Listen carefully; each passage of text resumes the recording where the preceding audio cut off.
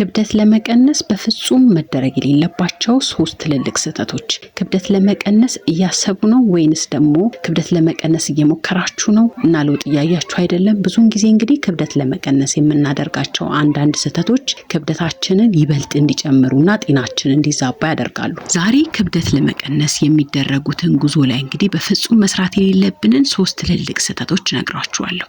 የመጀመሪያውና አንደኛው ትልቁ ስህተት ምንድነው? ምግብ መተው ወይንም ደግሞ ራስን በረሃብ መቅጣት ነው። ክብደት ለመቀነስ በማሰብ ቁርስን ወይንም እራትን መተው በፍጹም ስህተት ነው። ራሳችንን በምናስርብበት ጊዜ ሰውነታችን አደጋ ላይ እንዳለ ያስብና የምግብ መፈጨት ስርዓትን ወይንም ደግሞ ሜታቦሊዝምን ያራዝማል ማለት ነው። ይህ ደግሞ ቀጣይ የምንበላውን ምግብ ማንኛውም ምግብ ይሁን በቀጥታ ወደ ስብነት ይቀይረዋል ማለት ነው። ስለዚህ መፍትሄው ምንድነው? ሳይራቡ ጤናማ ምግቦችን መመገብ ነው። ሁለተኛው ስህተት ፈሳሽ ካሎሪዎችን አለመቆጣጠር ነው። ብዙዎቻችን ምግባችን ላይ ትኩረት እናደርግና ለስላሳ መጠጦች፣ የታሸጉ ፍራፍሬዎችና ጭማቂና እንዲሁም ደግሞ ስኳር የበዛባቸው ወተትም ይሁን ቡና ላይ ትኩረት አናደርግም ብዙውን ጊዜ ማለት ነው። ምግባችሁን ቀንሳችሁ እነዚህን ፈሳሾች የምትጠጡ ከሆነ ክብደታችሁ በፍጹም ሊቀንስ አይችልም፣ እንደውም ይጨምራል ማለት ነው። ስለዚህ ውሃና ጥቁር ቡና እንዲሁም ደግሞ አረንጓዴ ሻይ ላይ ትኩረታችሁን አድርጉ። ሶስተኛው ስህተት በቂ እንቅልፍን አለመተኛት ነው። በአማካይ በቀን 7 እስከ 8 ሰዓት እንግዲህ መተኛት ይኖርባችኋል። ይህ የማይሆን ከሆነ ግን ሰውነታችሁ ኮርቲሶል የተባለውን የጭንቀት ሆርሞን ያመነጫል። ይህ ሆርሞን ደግሞ በሰውነታችን ስብ እንዲከማችና በተለያየ ጣፋጭ ምግቦች